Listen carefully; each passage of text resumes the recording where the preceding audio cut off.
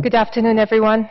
My name is Dima Al-Sheikhli. I'm the Director of Continuing Professional Development here at Weill Cornell in Qatar. We're so excited to see you all here joining us for our grand rounds, and I think you're in with a treat today. I just want to state our usual few accreditation requirement statements before we start the presentation. So as you're aware, this activity has been planned and implemented in accordance with the accreditation requirements and policies of the Accreditation Council for Continuing Medical Education through the joint providership of Weill Cornell Medical College and Weill Cornell Medicine Qatar. Weill Cornell Medical College is accredited by the ACCME to provide continuing medical education for physicians. Weill Cornell Medical College designates this live activity for a maximum of 1.0 AMA PRA Category 1 credits. Physicians should claim only the credit commensurate with the extent of their participation in the activity.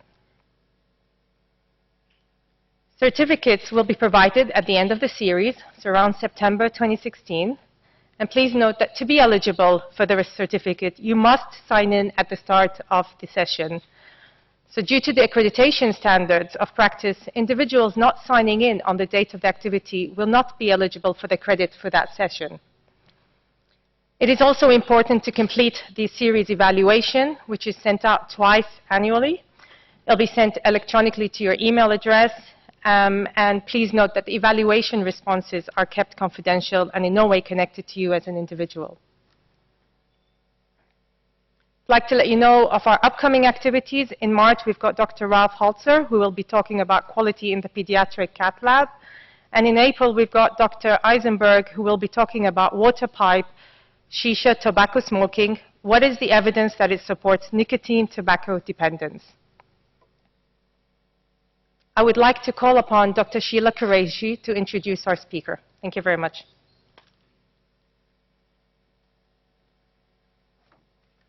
Hello, so you've seen this interesting title for today on love and death, how the arts enhance understanding of post-traumatic stress disorder. So it should be entertaining today. So Dr. Sharkey received his PhD in literature and philosophy from Trinity College, Dublin in 1996. Since then, he has taught in Ireland, Cyprus, and Qatar, and has spoken on literature, film, music, and philosophy, and all over the world. And I bet you didn't know that he's also starred in Braveheart, but I haven't spotted him yet. At WCMQ, he teaches Writing Through the Prism of Humanities. He feels that the humanities aspect of the course is very important as our students dive headfirst into a busy science curriculum and often feel for the first few years that medicine is far away. Rodney and other writing instructors at our college intervene and tell the students that an appetite for the arts helps them develop the critical thinking skills required to make an exemplary doctor. And after taking their writing courses, many of the students agree. By way of example, recently, Rodney received an email from a student at her first graduating class who now practices psychiatry in New York, and thanked him for providing her with some of the founding ideas that she uses in clinics today. She also thanked him for his passion for the subject matter, citing it as contagious. He has won five excellence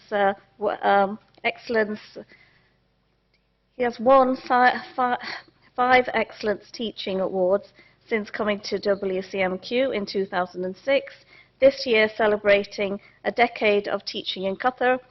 He has published an amount of work on a variety of subjects. Much of this is directly accessible on the website, too many to cite here. He coaches the debate club here, which has won the national debate title 4 times under his mentorship. Welcome, please, Professor Rodney Sharkey.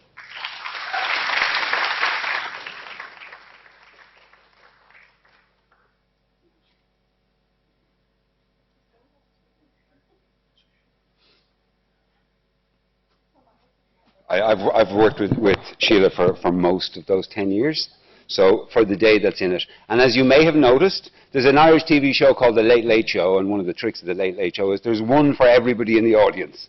So on your way out, if you would like, we have a rose for everybody in the audience. You just reminded me there with, well, maybe not everybody, but yeah.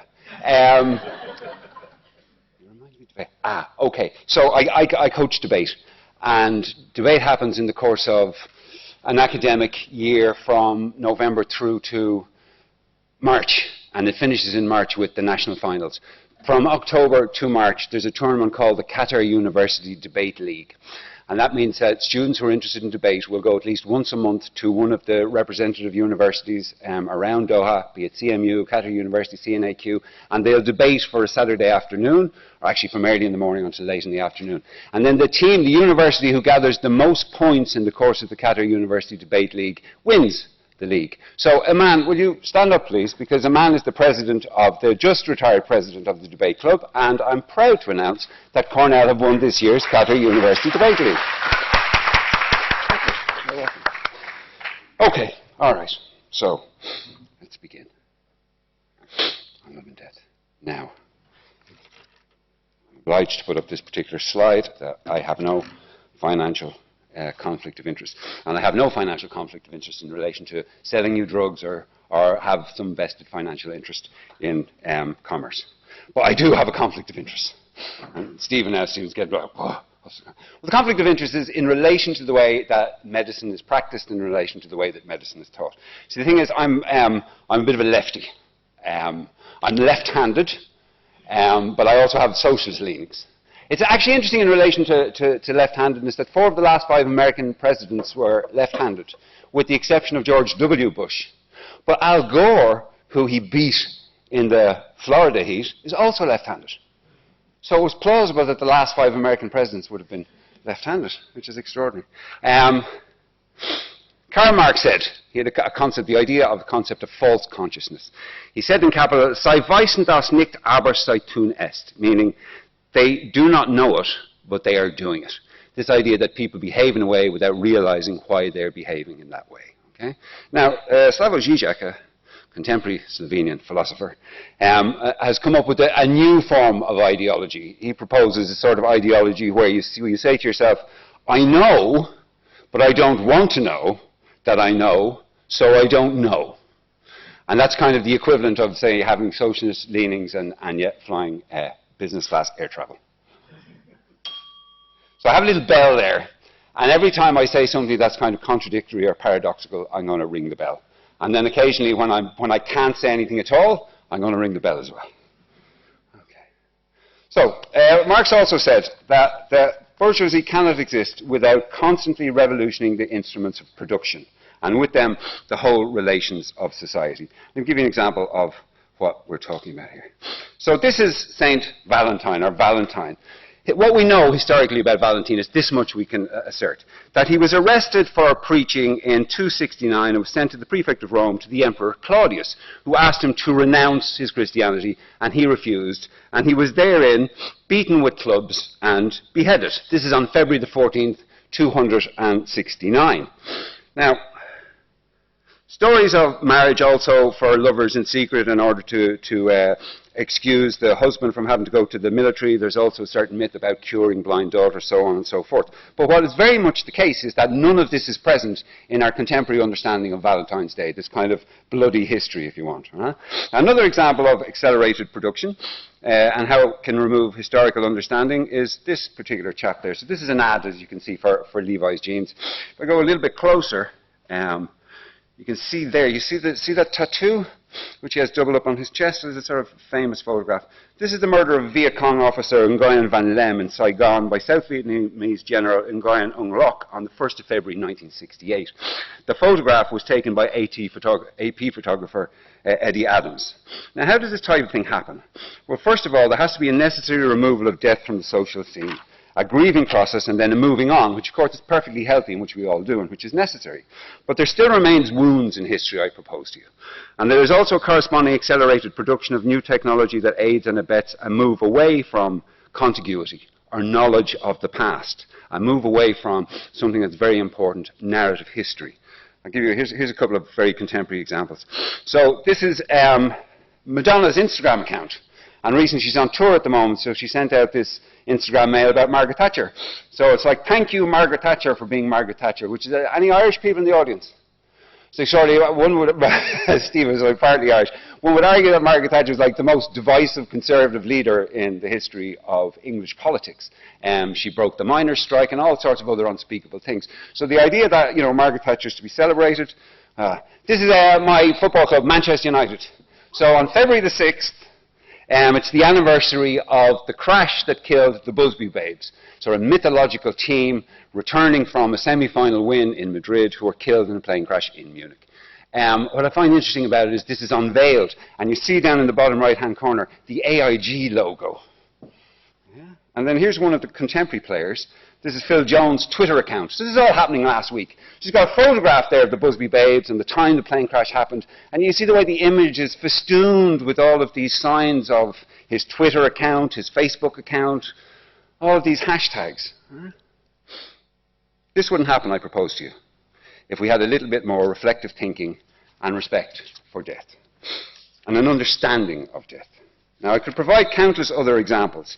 Historical suffering often returns in the form of modern, sanitized commerce in conjunction with an accelerated production that drives a deliberate erasure, because accelerated production removes more elaborate forms of communication, like history, narrative, story. I think the simplest way is what I'm saying there is we're all delighted to exist in the web age and to have the internet, but there's something about the immediacy of the internet, the fact that you will open multiple pages at the same time, that has information returning to us in a way that's losing a sense of historical continuity, or at least that's what I'm proposing.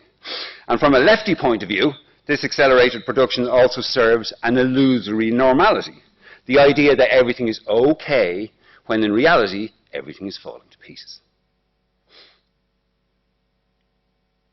1992, Francis Fukuyama releases the book The End of History and the Last Man, in which he proposes that now that Western liberal democracy is so successful and becoming so increasingly all-pervasive, we have effectively arrived at the end of history. There is no longer a need for history. History is no longer necessary. Of course, within 10 years, we have the tragedy of 9/11.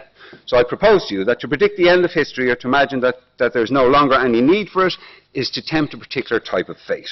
Those who don't learn from the mistakes of the past are condemned to repeat them, which is a famous phrase by Marx.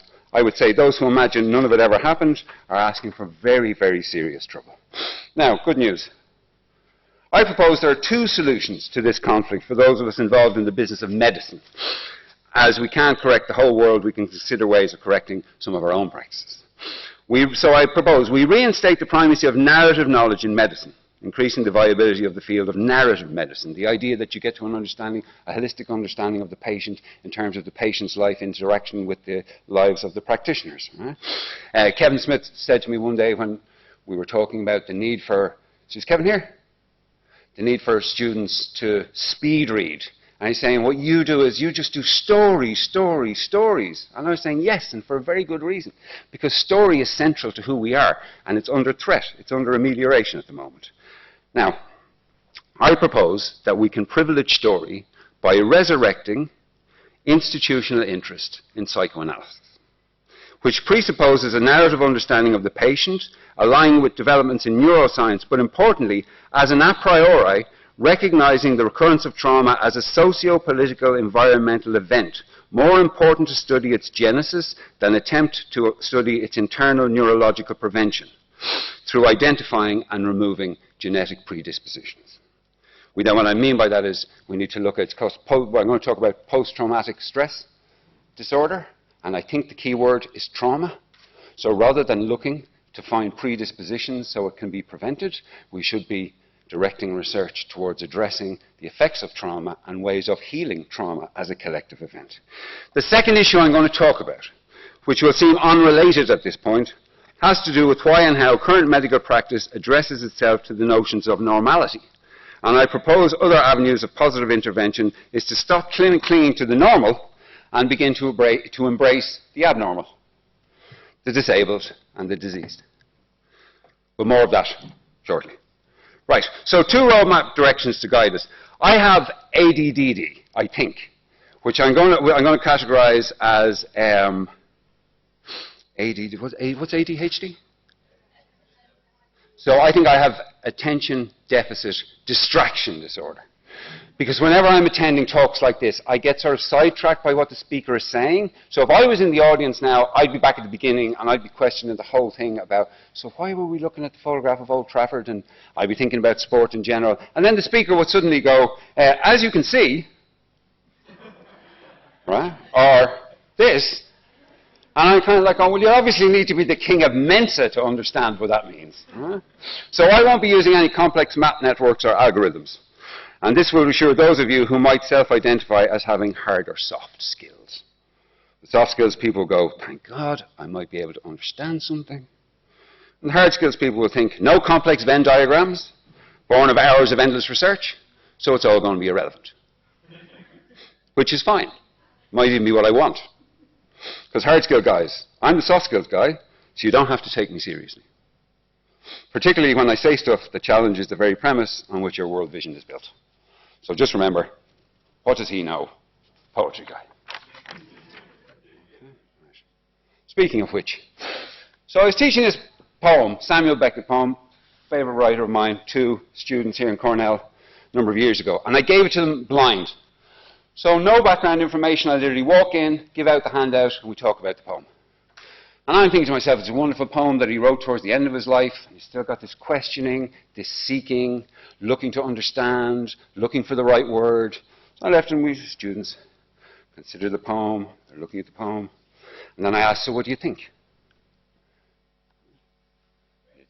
And then one of them, right, and this should have been forbidden. I think this is about the point where I realized that telephones in classroom are dangerous. One of them holds up the telephone and goes, well, he had a stroke when he was 89, and he wrote this poem 2 months later. So I reckon he's got aphasia, which is the after effects of a stroke. And I'm thinking to myself, well, like, there's this wonderful, look at that faint far away over there. What folly for me to seem to glimpse a faint far away over there. What? And basically, it's been diagnosed as illness. And I said, so can you think about it a little deeper, a little more? And there was silence, and then another student went, maybe he has PTSD. So, what is it? Post-traumatic stress disorder is a mental health condition that is triggered by a terrifying event, either experiencing it or witnessing it. Symptoms may include flashbacks, nightmares, and severe anxiety, as well as uncontrollable thoughts about the event. Now, symptoms are a combination of reliving the event, also called re-experiencing the symptoms. Memories of the traumatic event can come back at any time. You may feel the same fear and horror you did when the event took place. For example, you might have nightmares. Negative changes in beliefs and feelings. The way you think about yourself and others changes because of the trauma. This symptom has many aspects, including the following. You may not have positive or loving feelings towards other people and may stay away from relationships. Also feeling keyed up, or what's called hyperarousal, in a state of intense excitement. You may be jittery or always alert and on the lookout for danger. You might suddenly become angry or irritable. Interestingly, you may forget about parts of the traumatic event or not be able to talk about them. So PTSD is very prominent in the Western military and topical now because of the sheer amount of cases. I propose that the extraordinary increase we are seeing, especially in American veteran suicides, indicates a national struggle with the consequences of a generalized false consciousness that is ruptured first during the initial exposure to combat and then again upon return to normal American society. In Fort Carson, Colorado, in 2012, at 23, William Busby, by shooting himself, produced a gruesome statistic. In that year, the number of active soldiers in a battalion who killed themselves, 177, outnumbered the 176 who were killed while in the war zone. An astonishing 6,500 former military personnel killed themselves in 2012. Now, I'm going to propose 4 causes, and these causes are, I'm going a little bit off-road. These are causes that I decided that I speculated upon myself, rather than necessarily researching. I'm saying that the first cause is the sudden realization of the reality of combat. It indicates the disintegration of a false consciousness often driven by ideas of heroism and adventure. This is also tied to moral injury, the fourth reason of which more in a minute. Now here are three soldiers on their experiences during World War I. This is a General Edwards who served with the Royal Naval Division. He said, these are BBC interviews, he said that as soon as you go over the top, fear has left you and it is terror. Your nose is filled with fumes and death. You taste the top of your mouth. You are hunted back to the jungle. The veneer of civilization has dropped away. Edward Glendenning of the Sherwood Foresters recalls withdrawing over ground captured during a day's fighting. He said, quite a number of men were still alive and were crying out and begging for water. I was preparing to give one man a drink when I was moved on by my comrades. In all the years that have passed, that man's pleadings have haunted me. This is Henry Williamson, a private with the London Rifle Brigade, recalls bayoneting a French corporal to death. I was quicker than he was. I thrust his rifle away and I ran my bayonet through his chest. I nearly vomited. My knees were shaking and I was quite frankly ashamed of myself. We were civilized people, after all. And this is a soldier, 25-year-old soldier in the British Army, who wished to remain anonymous. It has cost me my hearing, and this is recently, so this is after tours in Iraq and Afghanistan. It has cost me my hearing in my left ear, a relationship, sleepless nights, and some of my best friends. That is what war is to the individual who participates. It's a blank check, and you just write parts of your life away. Nothing can prepare you for what it is like when that first round snaps over your head. Now, however, these gentlemen don't reflect on another aspect of people's experiences in war, as I imagine. And I would say this is reason two. It's a shock at the expression of irrational actions. The best way I can demonstrate this to you is to show you a clip from Gran Torino, a movie with Clint Eastwood from 4 or 5 years ago, in which he's a veteran of the Korean War. And the scene I will show you is when the local young priest has come up to harangue him about the fact that Clint Eastwood is not going to church. Because when Clint Eastwood's wife died, the priest had promised his wife that he would make Clint Eastwood go to church. So, let's check this out. I've been thinking about our conversation on life and death, about what you said, about how you carry around all the horrible things you were forced to do, horrible things that won't leave you. It seems it would do you good to unload some of that burden. Things done during war are terrible. Being ordered to kill, killing to save yourself, killing to save others. You're right. Those are things I know nothing about. But I do know about forgiveness. And I've seen a lot of men who have confessed their sins, admitted their guilt, and left their burdens behind them. Stronger men than you. Men at war who were ordered to do appalling things and are now at peace. Well, I gotta hand it to you, Padre. You came here with your guns loaded this time. Thank you. And you're right about one thing. About stronger men than me reaching their salvation. Well, hallelujah. But you're wrong about something else. What's that, Mr. Kowalski? The thing that haunts a man the most is what he isn't ordered to do.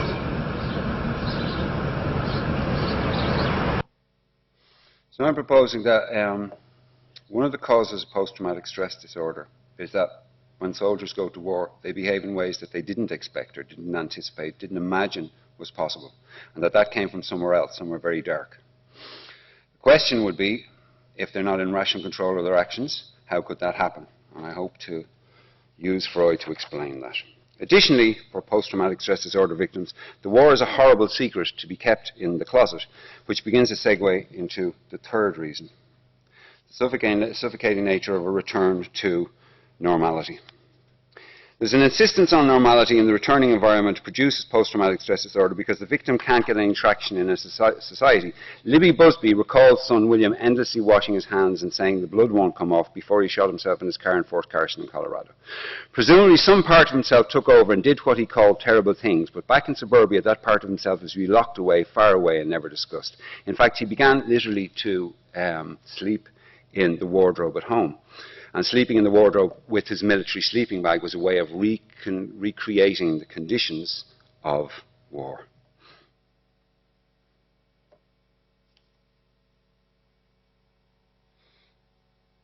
Fourth reason, and these are quotes from Marines. The worst thing to hear from people is that you are different. No one wants to hear that. It's upsetting and makes you want to deny it even more. But deep inside, you can't fool yourself. We've changed and will always be different. Another says, I'm an outcast in society. I was asked to speak at a college in front of students. They had no idea what to make of me. I showed them pictures and clips of us being in Afghanistan. They just gave me a blank stare. One student even tried to have me relate what I did to a video game. Seriously, I know I'm not normal from going to war. It has left its mark on me, and now that the war is through with me, I feel like I don't have a place anymore. Nick Hopkins from The Guardian wrote recently that the increase in the number of ex-military personnel needing treatment from the organisation Combat Stress has increased 50% in the last 8 months. The reason is more insidious than the returnee just been treated with caution. Michael Ashcroft notes, there is a widespread public perception that veterans are likely to be physically, mentally or emotionally damaged by their time in the armed forces. This in itself constitutes an unnecessary extra hurdle for service leavers, restricting their opportunities by lowering expectations of who they are. So even though there's a big media push in the States to support the troops, the reality would seem to be that people don't, or rather can't, because of a number of unspoken but pervasive social conditions. So they are othered by the society, outcast the better to silence their experiences. Now, finally, so I beg your pardon, those examples are supportive of what I'm saying is the third reason in relation to the return to a normal society and feeling othered from the society. The fourth reason I'm proposing is the loss of moral identity. Okay?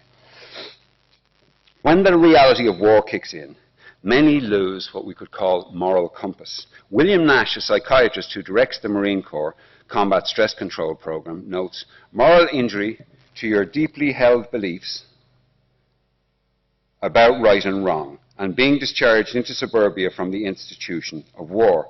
This questions war and how peace endorsed distant war. Some of the reasons people ignore you are because they don't respect your choices in going to war, which can surely produce resentment in the soldiers who expect some form of social recompense in positive recognition of his/her contribution. Also then the loss of moral order as a result of personal acts undertaken, and also often the realization too late that the individual soldier has been cannon fodder for the big business that is the military-industrial complex. This produces a moral vacuum for the individual and perhaps also for nations involved in war. This is a quote from a Marine. It's great. The public has no idea what we have done or gone through. America is not at war. America is at the mall. So, there are the four causes. So, how is it being treated? Well, interestingly, many vets are untroubled by the process of going to war. This is a representative quote from an officer in the British Army. I'm a warrior who goes out to fight and to protect the freedoms of a peaceful country. And when I return, that the country is peaceful and has no place for a warrior like me is the object of the exercise. It means we have succeeded. And yet the presence of these unaffected soldiers plays a key role in much contemporary scientific research into PTSD and associated anxiety conditions. The fact that it only affects a proportion of soldiers drives research into why that might be so. So as a representative example, I'm going to look at some papers given at the New York Academy of Sciences Neuroscience Conference that was held here in the Four Seasons a number of years ago. The focus of the conference there's two focuses. The one I'm interested in is on affective disorders. The affective disorders focused on disorders resulting from an intrinsic or chronic dysfunction of the brain, either within the cells or in their connectivity. Now, one of the papers that I noted was given by Francis Lee from Weill Cornell Medical in New York. And he spoke about his research into the area of anxiety disorders, one of the principal goals of which is fear extinction and the possibility of creating a drug that would eradicate fear. He studies adolescents mainly for anxiety disorders and then correlates the findings with PTSD victims. Now, he proposes that anxiety disorder is an imbalance between subcortical limbic regions involved in emotional reacting and forefrontal regions involved in emotional regulation.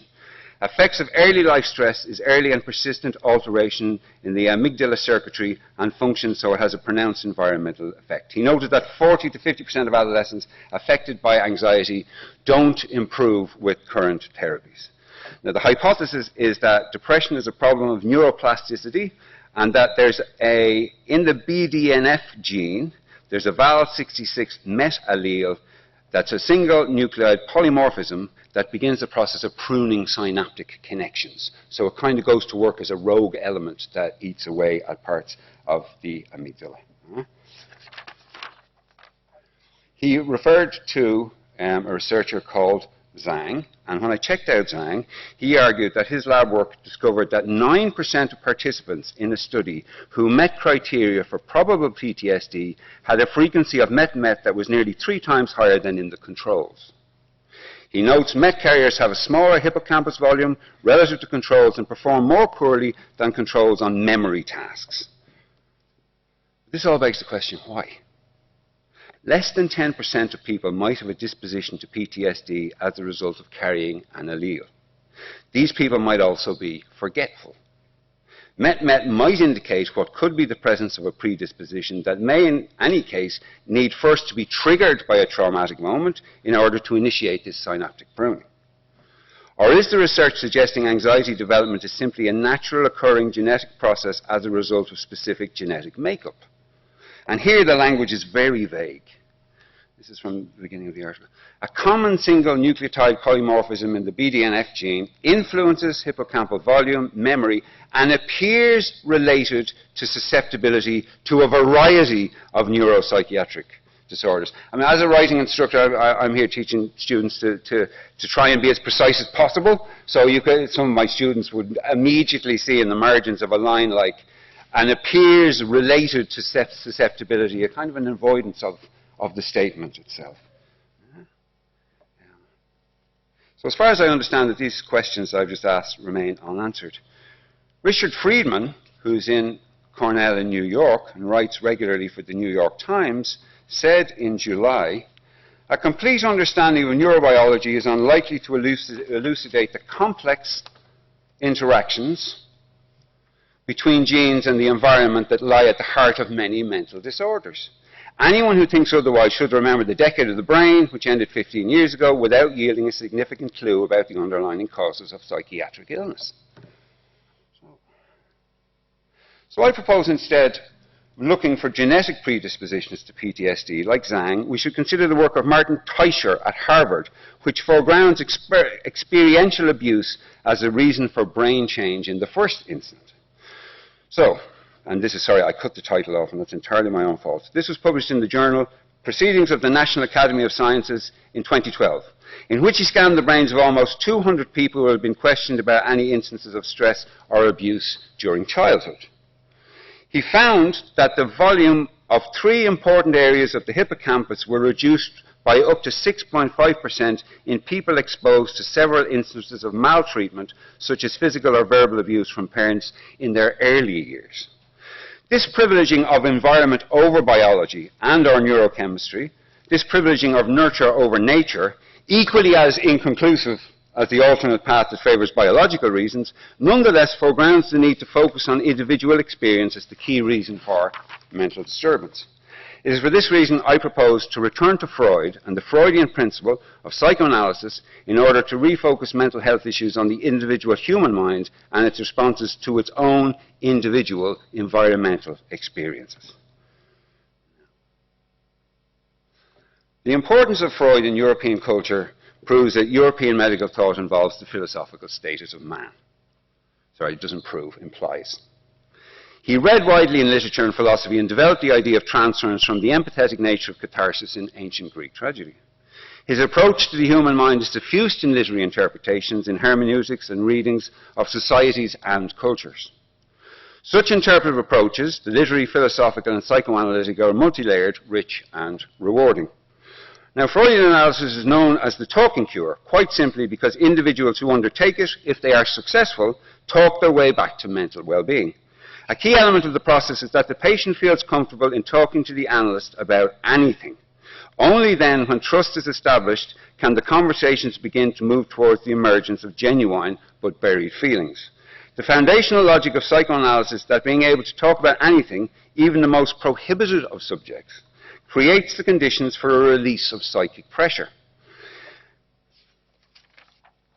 Now, whereas Freud presupposed that sexual motivations for all unconscious behavior were triggers, I suggest that the talking cure can uncover many other reasons for behavioral problems once the analyst or medical practitioner is trained to watch and listen for what is called transference. Transference is the moment in the analytical procedure when the patient begins to transfer or project onto the listener the characteristics of whomsoever in the patient's life is involved in the traumatic moment. The assumption is that the event or series of events has resulted in the neurosis or harmful repetitive compulsive behavior or whatever other type of behavior has made the person seek help. As Freud wrote, a whole series of psychological experiences are revived, but as applying to the person of the physician at the present moment. By recognizing the emergence of a buried feeling now projected onto the analyst can then facilitate what might be called a cathartic shift in consciousness that allows for the release of repressed feelings and the generation of a new conscious relationship with the individual's past difficulties. Now, so Freudian analysis proposes that there are two ways that trauma is revisited. Best articulated by Cornell scholar Dominic LeCapri. You've noticed here I've gone for Cornell scholars in the first instance when I can, you know, whether we agree or disagree. So what happens is people either act out the event or alternatively there is a working through. Working through trauma is not compulsive. It is instead a process that leads to a rethinking of historicity and temporality in terms of various modes of repetition with change. What he means there is in acting out, there's no conscious awareness of what's taking place, and it's not part of change. It's simply an acting out without change. Whereas a working through, every time an acting out takes place in a working through, it's subjected to the idea of narrative that I was talking about. It becomes part of a story that is changing. So that the repetition, once it's narrated, then becomes something someone can understand, because you can see yourself at certain points of development. In other words, by working through their experiences, the patient comes to understand why she was feeling so bad and can then begin the process of living more successfully with feelings that are finally understood. In the simplest terms, it's the equivalent of weeping and then the corresponding feeling of relief that you have afterwards. Now, do I recognize that a call to extensive analytical practice sounds extremely impractical? Yes. That the pharmaceutical business will be unhappy at the suggestion that talking might be better than taking drugs? Yes. That most medical practitioners overworked and overextended would balk at the idea that they should take the time to talk patients through psychological problems that are more than likely the symptoms of irreversible neurological malformations? Maybe. Do I imagine then that this will ever happen? No. But never say never. So then why propose it? Well, as a philosophical alternative to the manner in which we currently engage medicine and the mind. Because I believe not only would a talking cure be better for each individual patient, it would also be better for the collective psychology of the society. I'm saying that we lost something very important in medical mental health care practice when we lost emphasis on the talking cure. And part of the reason psychoanalysis lost ground in medical circles is exactly the reason it should now be revived. In the early 20th century, Dewey's empirical pragmatism replaced philosophy. Descartes' dualism was rejected, such that the mind became a process of the body. So medicine used to think philosophically. René Descartes said in the 16th century that there is the mind and the body and that they are separate entities. And then what happened was that medicine began to discover that they weren't, that one influenced the other.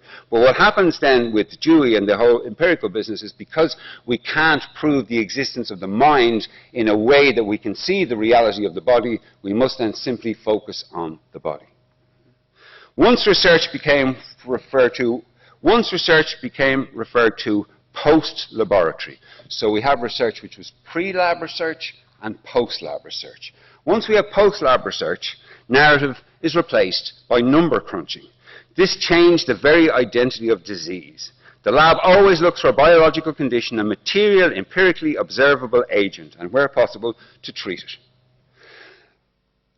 Then, by focusing on the study of microbes, Rob Koch rendered the lab microscopic. And in 1910, the final major change in the Flexner report, which insisted on laboratory conditions at all medical schools. And this essentially copper-fastened the relationship between medical practice and scientific research. The MD became a type of engineer.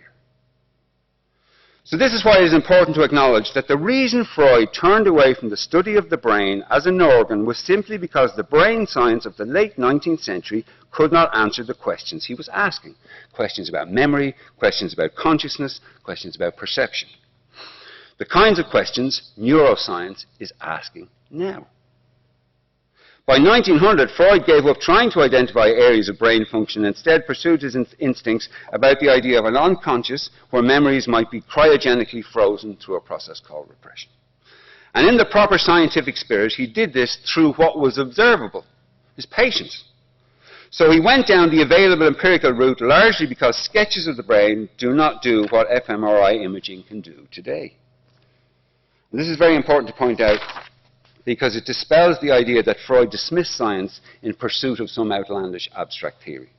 He used what was available to him such that one can state with relative certainty that were he researching today, he would be at the forefront of neuroscientific analysis in an attempt to read into modern brain study his ideas about the unconscious and transference. And there are researchers trying to marry Freud to neuroscience at the moment. Andrew Gerber and Bradley Peterson and Susan Anderson at New York University are attempting to locate transferent moments in fMRI imaging. And Otto Kernberg from New York Presbyterian, author of over 10 books on the benefits of psychotherapy, is currently researching a new book on the mutual benefits to both disciplines of greater collaboration. Eric Kandel, who won the Nobel Prize in 2000 for his work on memory, and you can see, so this Grand Rounds is right up to speed, because next week, on Friday the 19th, in New York, Laurie Glimcher, the Dean of Cornell in New York, will be introducing Eric Kandel, who's giving a talk entitled The Age of Insight, The Quest to Understand the Unconscious in Art, Mind and Brain from Vienna 1900 to the present, which was Freud's time. So I was delighted to see that in my inbox the day before yesterday. Kandel says, in an interview in the New York Times magazine last July, "What I see is that neuroscience by itself is not competent to solve these problems. Psychoanalysis has a much broader vision, a deep understanding of the human mind." For example, in an analytical exchange, both sides of the community, doctor and patient, in a case of PTSD, have to engage with the reality and the fallout of war. PTSD is the most obvious environmental disease. It has trauma in its title. So screening for predisposition, like the New York Academy of Sciences papers I mentioned, appear almost like an exercise in eugenics that could lead to psychopathy. Isn't it irrational to be looking to cure people of fear? Isn't it a natural safety mechanism, an evolutionary adaptation designed to keep us alive? So what then to make of a fear extinction pill? Would this help create an army of fearless soldiers? And given that fear is a central element in PTSD, fear that the soldier returning to an environment of normality might do something irrational that could drive a veteran to suicide, how would taking a fear extinction pill work with the other traumatic effects of PTSD? Because we're also working with the assumption that you can somehow separate fear from all other forms of emotion, and I would imagine that it's a more complex, integrated experience. So emphasis on analytical exchange in both research and in practice averts the situation in which PTSD science research looks for predispositions to trauma rather than looking at ways to properly address the trauma. It has a broader vision because it tells a deeper story, but also because it prioritizes individual stories and seeks to accommodate their rational and their irrational contexts. Now, I'm going to use two metaphors to further address this. I'm trying to think now about where I'm going to finish up, because I could keep going on for another 20 minutes or so, but I'm not going to inflict that on you. So, okay. I'm going to use a spatial metaphor from the top to the bottom and a temporal metaphor regarding how over time prison conditions are becoming social conditions. So in June of last year, I was most fortunate to do two things. Attend the New York Academy Conference on Quantitative Biology, From Molecules to Man in the World Trade Center, Building 5, the World Trade Center. And then to teach at the Cornell Prison Education Program at Auburn Prison, which is about an hour's drive from Ithaca. Auburn is a maximum security prison. And I taught a month-long course, 3 evenings a week, on Samuel Beckett to the programs, to the students enrolled in the program. So first to the New York Academy of Sciences. When I was there, I made a short little film. If any of you have seen the Jimmy Cagney movie White Heat, at the scene where he says, "Look, Ma, top of the world, top of the world." That's the view from where the conference was taking place. Now, when I was there, I listened to a paper called Time for Change, Circadian Rhythms in Health and Disease, when a researcher by the name of Stephen Kay proposed that circadian rhythm is something that is operative in individual cells, that it has a molecular component, and that their research is designed to try and identify how the molecular component of circadian rhythms is working. And then he concluded by saying many studies demonstrate clear links between disruption of clocks that can occur through shifts and other stresses and the development of diseases such as diabetes or breast cancer. Now, I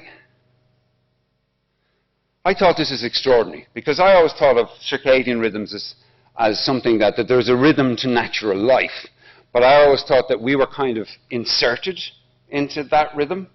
And that's why we go to bed at 10 o'clock in the evening and we get up in the morning. And it's a way of kind of mirroring what's going on. But that could equally just simply be the requirements of post-industrialized society in which we have to go to work. Because what I discovered was, I grew up in a hotel, and I used to do night work in a hotel. And when lots of people are sleeping, there's always people moving around. And then when I went to college, what I discovered in colleges, you don't have to go to bed at like 11 or 12. You can stay up all night. And I knew loads of people who stay up all night. I have a sister who hasn't seen daylight in about 10 years. I know pilots who work to extraordinarily different clocks, in the sense that the idea that in a molecular way we could embody the notion of circadian rhythm seems to me. Circadian rhythms was a phrase that was, as far as I know, was first used in poetry by Keats. So while I was sitting there, I wrote a poem. It's called The Body Full of Clocks. I'll read it to you. It's not finished, and I couldn't rush it, so. Heart like a metronome. Different branch of cryptochrome, which is a sleep-related protein. Sleep-wake cycle, but don't drive. For long days in, which is another sleep protein, Stephen's lab turns sleep into a system. Some come to a controlled community, gardens of Monsanto grass, where ardopists smoke shisha and reach for the sky from diagrammed pathways. And nurses work nights on cancer wards. Their clocks unwound by the science of big business. Circadian rhythm is a body clock. Let this be the poetic transcriptome of the protein. Its rapier points of words uncloned. So it is that in the black of night, the rhythm writes back. And I went afterwards, I went up to the two guys and I read my poem to them. And it was a very interesting moment because both parties engaged in the exchange, very amiable, very affable, thought that the other side was just crazy. And then I went to Auburn. And that's the way it advertises itself outside, the first electrocution in the world. And I taught these guys. This guy, second from the right at the back, his name is Kay. And he has the worst handwriting I have ever seen. It's a handwriting that doesn't want to be read. But here's the thing, students will tell you, I have terrible handwriting. And remember I mentioned to you at the beginning the whole thing about being left-handed, and I had a teacher who once threatened to tie my hand behind my back and this. So I wonder in some sense is there something that I've never really addressed about the fact that my handwriting is so atrocious. Kay asked me when I was talking about PTSD. And he said, can you get PTSD in prison? And I thought, yes. I actually thought that PTSD is symptomatic of being in society. This is a definition from the DSM. PTSD, once referred to as shell shock, etc., down towards the end. Right? These include kidnapping, serious incidents, violent attacks such as a mugging, or being held captive. Right? Being held captive. So could we all then be prisoners of the norm? A certain normalizing impulse that happens in society. Now, I had a lot of other things that I'm going to talk about, but I'm not going to stand here and talk you to death. So I'm going to skip all this and return. Some good stuff there, though.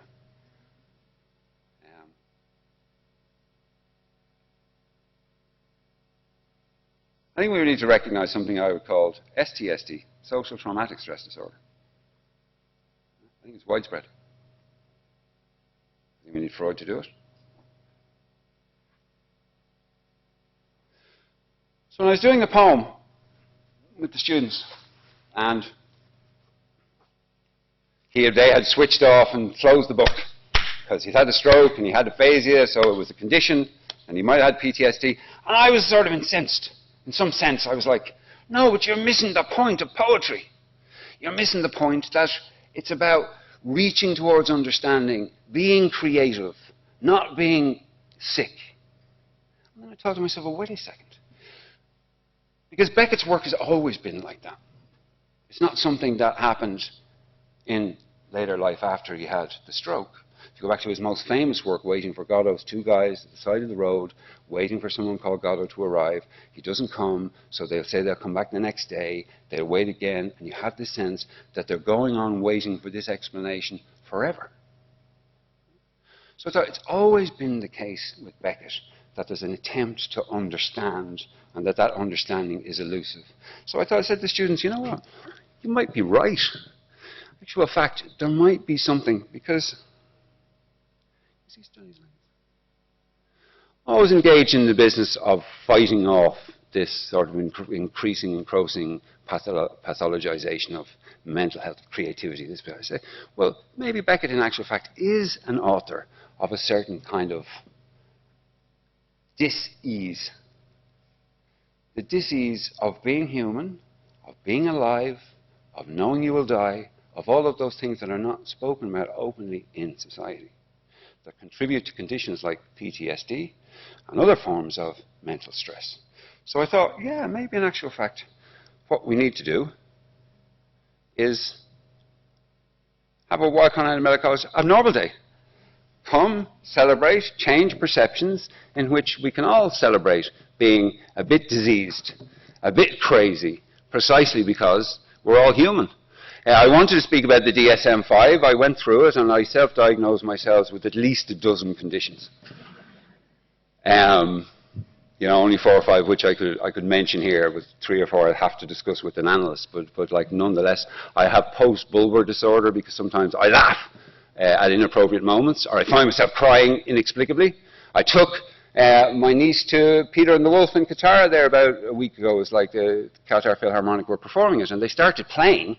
And I suddenly remember for the first time that when I was a kid, I had the vinyl of this recording, and I got emotional. I thought, this is my post-bulbars kicking in.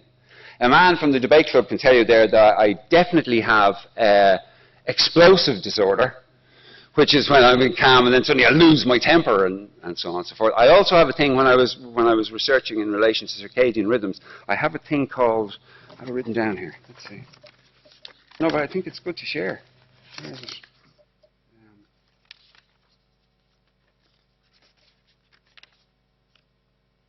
It's delayed sleep-wake phase disorder, which is a dysregulation of my circadian rhythm clock compared to the general population and relative to society norms.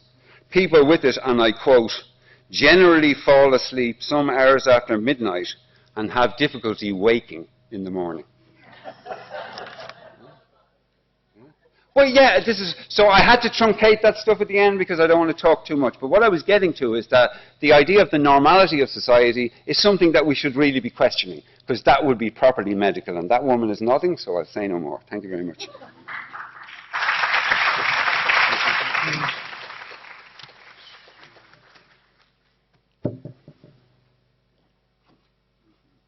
So I'd like to know if anybody's got any questions for Dr. Rodney now.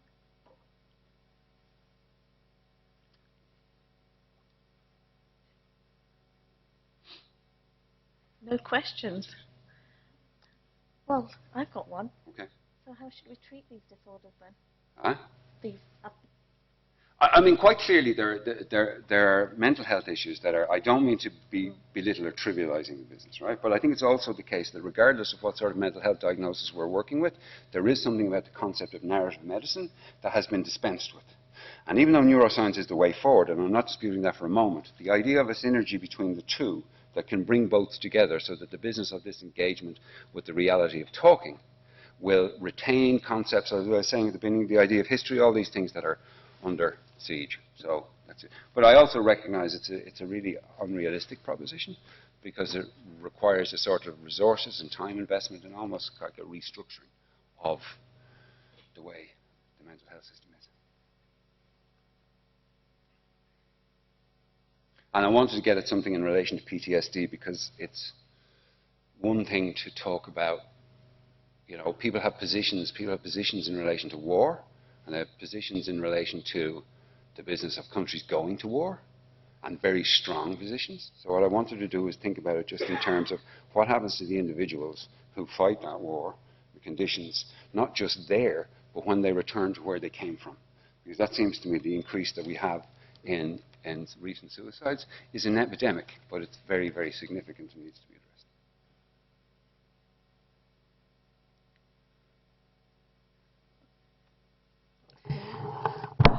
I was wondering whether your message is all talk therapy, psychoanalysis, or is that we need to be engaged in more talk therapy as physicians in whatever we do? I mean, you're not proposing that psychoanalysis need to be, or every individual, I'm not going to say every patient, every individual needs to be engaged in psychoanalysis, but rather we as physicians need to be engaged in more talk and basically listening to the story of the patient, not just thinking about the molecules and the synapses and the chemicals and the proteins. And in the research too, on the other side, so in neuroscientific research as well, to take account of these ideas, to see if they somehow, if they would function as hypotheses that can then be examined experimentally or empirically, because none of that is taking place. So the concept of transference, which is key to Freudian therapy, the difference between cognitive behavioral therapy and Freudian therapy is in CBT, there's no attempt to return to an original moment of disturbance. You're dealing with the feelings that have been produced. So if you go with the Freudian perspective, then that presupposes that in CBT, you're not working with the problem. It's just a way of addressing the problem. Okay? So I think the concept of transference is important because it's something that could be learned, and it's something that I think we all have experience of it too, an experience where you're engaging with someone and then they start to react, or in actual fact you start to react with someone in a way that you know is disproportionate to this exchange and is therefore a reaction to something else. Yeah, so an awareness of that on an individual's part, perhaps introduced by a doctor, is a way of using transference, which has become completely obsolete, as an attempt to engage with people.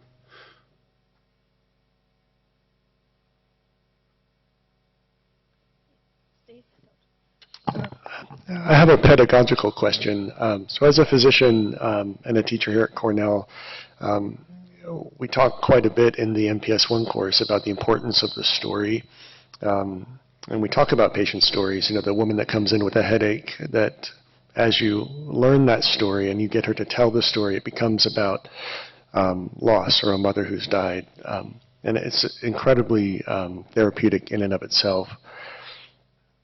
Going back to the classroom of the students who were ready to shut the book because they had a diagnosis or they had an easy answer, how do you approach them? What do you recommend as teachers for us to keep students engaged and aware of the story? That's like the $64,000 question, Stephen. If I knew that, then I'd be able to apply it along the way. I think, what do I think? I think giving them good stories is important. So having good literature, good novels, or even good short stories, so a student can get a sense of how the story is communicating to them in important ways. Even a good films or certain narrative stories. So I think in terms of trying to introduce students to thinking about the shape of a story rather than just the content, in terms of what happens and how things change. But I think there's nothing like a good book. So a lot of the authors I teach in my course are Irish, because most of the best literature in the English language is written by Irish people. Yes. Yeah. There's one more question from you. I was wondering, following up from Steve's question, do you think getting them to write their own story could sometimes help?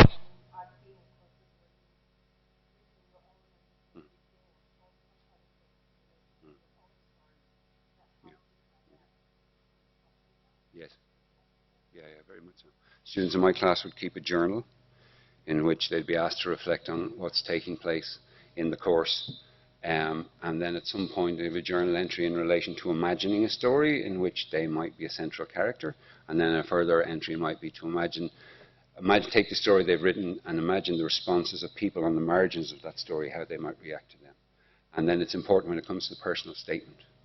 So students writing a personal statement in terms of, because there's a sense in which it comes to the personal statement, students think that it's kind of, well, it's laborious and it's pro forma and the school wants to hear certain things, and you have to constantly tell students it's not the case. The personal statement is their opportunity to express themselves and who they are. And then the students have an enormous amount of writer's block with that. And there's a resistance to it, and Freud would say there's a sort of a Freudian resistance. I don't want to have to be doing this. You know, I'm busy, I've got to do the MCAT, and and I said, well, yeah, but you've just been asked to write about who you are in 800 to 1,000 words. And then once students get into it, they get into the idea of expressing themselves in a narrative form, then a number of them really like it, they really embrace it. There's a few novelists in pre-med at the moment. Yeah, 3 I can think of. And a number of poets too. So there's a number of students who write as a hobby, as a pastime, which is great. Okay, there's 2 more questions, so we'll just have 2 more questions and then I think we'll call it a day. Yeah.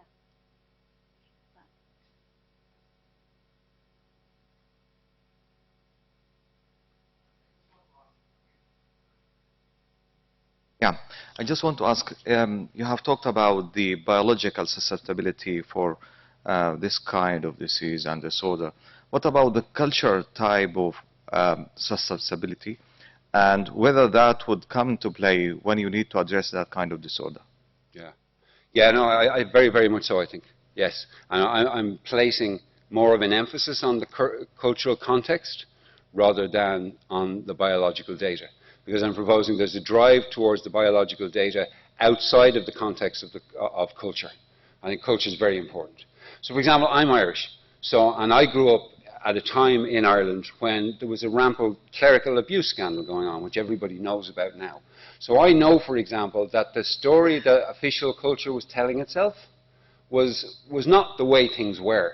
And then when the whole story comes out, then you're dealing with a society that is essentially traumatized by the fact that all this has been taking place and people didn't know. Some people didn't know and other people knew. So I'm saying what can happen there in an individual PTSD situation with like a soldier at war is also something that's can happen with societies. And I would say it's happening in societies all over the world now at the moment. So yeah, to my mind, the cultural context is paramount.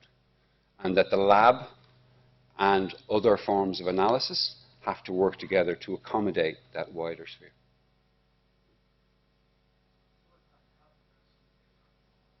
Yes. Yeah, it's good to talk. There was one more question there. So, I understand that arts and philosophy is integrated into the medical curriculum in WCMC here? Yes. In the first year of the pre-medical program, the students are obliged to take 2 writing seminars where they emphasize on writing. And writing is nothing of narrative. You know, writing an essay is like putting together a good story. So we choose, the 4 writing instructors choose to use the humanities as the frame for the writing. And I think the students like that because in pre-med they're getting a lot of science. So it's nice to come from chemistry or biology or physics into a writing seminar and be given some good books to read or watch, you know, a few good films. So yeah. After the pre-medical?